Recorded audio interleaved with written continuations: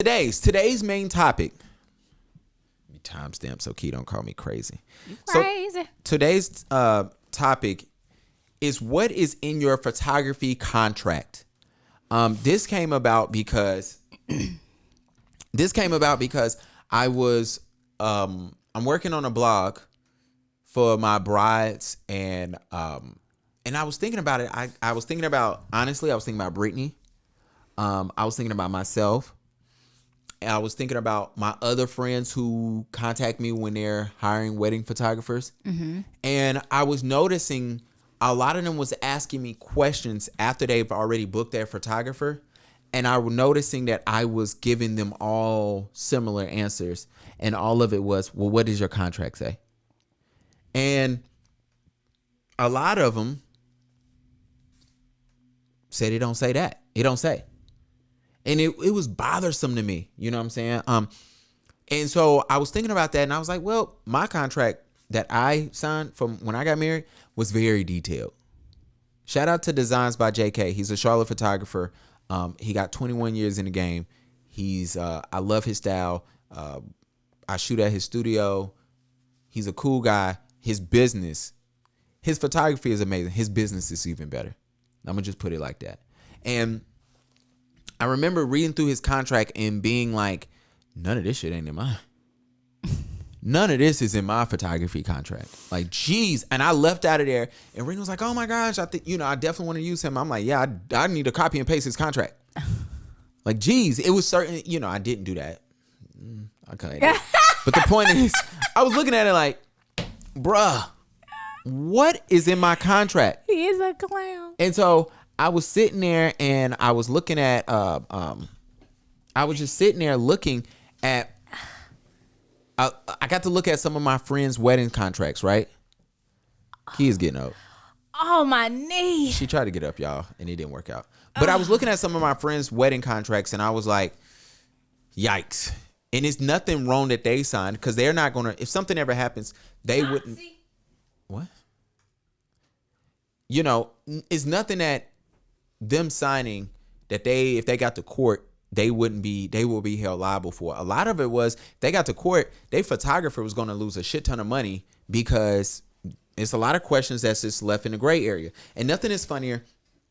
I was working, I was doing a branding photo shoot for a lady and I sent her my contract, which I usually don't do. I'm not going to lie. I only send contracts for boudoir and weddings and that should change. But that's not the point. She asked me for a contract. I sent it to her and she called me back and she said, I'm going to give you this advice for free. And I said, okay. Come to find out, she was a lawyer. I was going to say, what type of branding was you doing? That's why. Well, no, it wasn't. She has like a financial company. So I had no idea.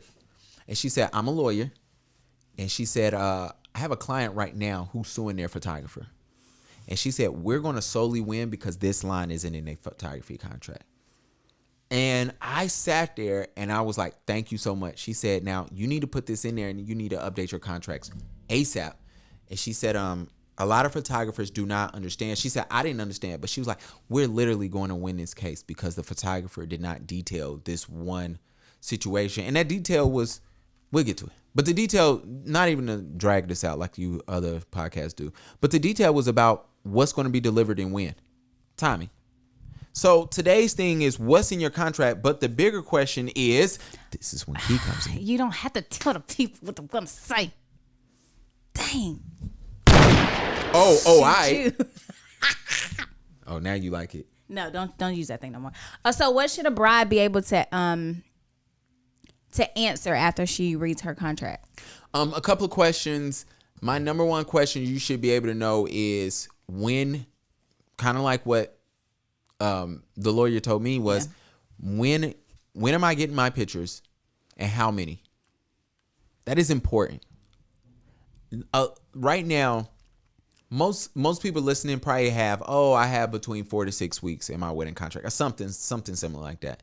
But many of y'all don't have how many.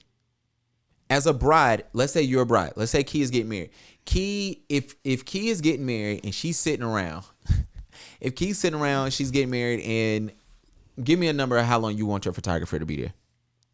That was a question I was gonna say. Should that be in that contract too? But anyway, all day. All day, okay. So, or at least an hour before we leave the reception. Okay, cool. So Key is probably going to want somebody there for like 10 hours, right?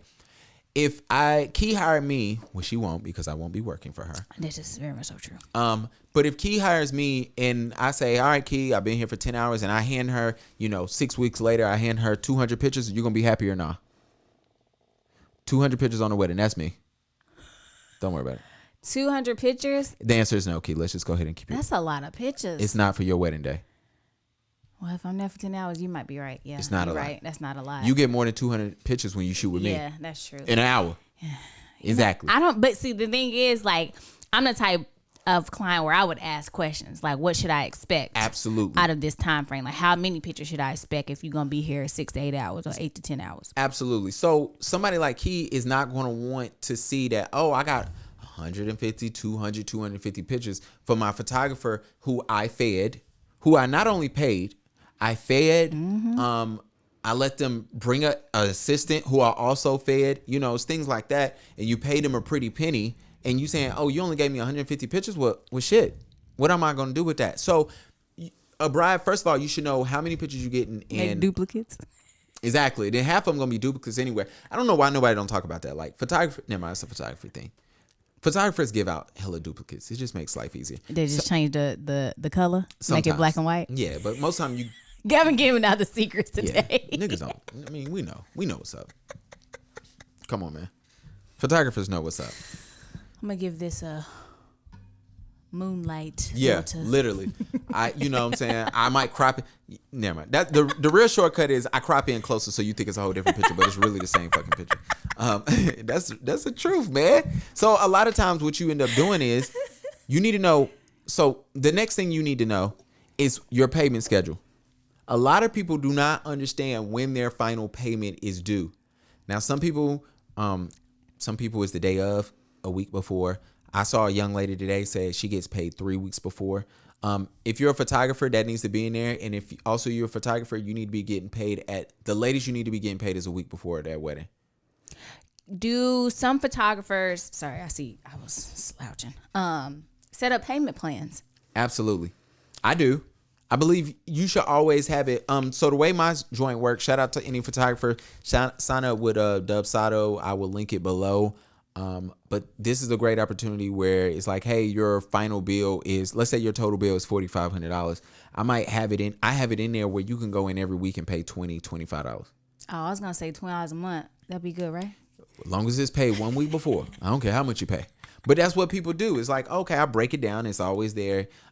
Also, you need to know how, if you're a bride, you need to know how expenses get paid out. So let's say you have let's say your photographer needs something for a shot that you want.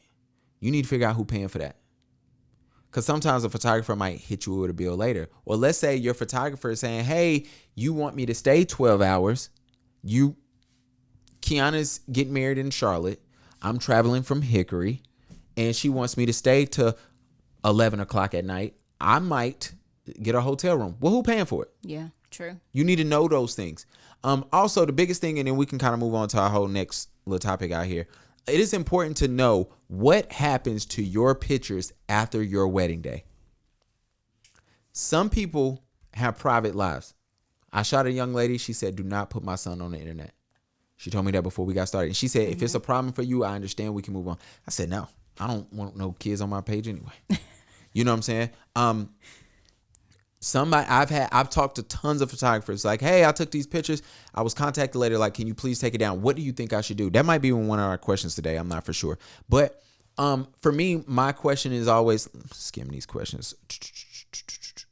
Yes. It is one of the questions. So stay for the questions that needs to be answered and you would get the answer. But you need to know, how would you feel, Kiana, if you was riding down the street and your wedding picture's a billboard?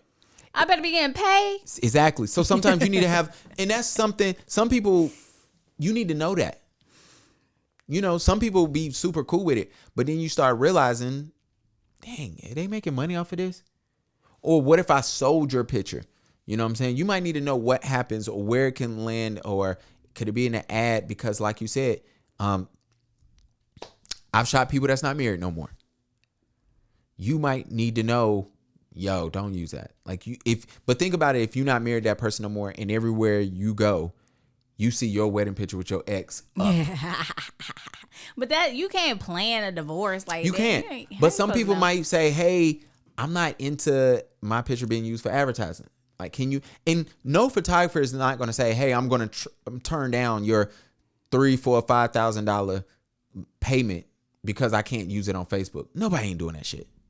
Now, some photographers might charge you more if you say, hey, I want full access and full rights to my pictures and you don't have any. I want all the copyrights. Because sometimes if you're somebody famous or if you're somebody of stature, you might want to sell your pictures or give them to a publication and you don't want to have to go to the photographer. But so they might charge you more for that. So just keep that in mind. You should be able to do this. Also, there will be a blog for any brides that's coming out.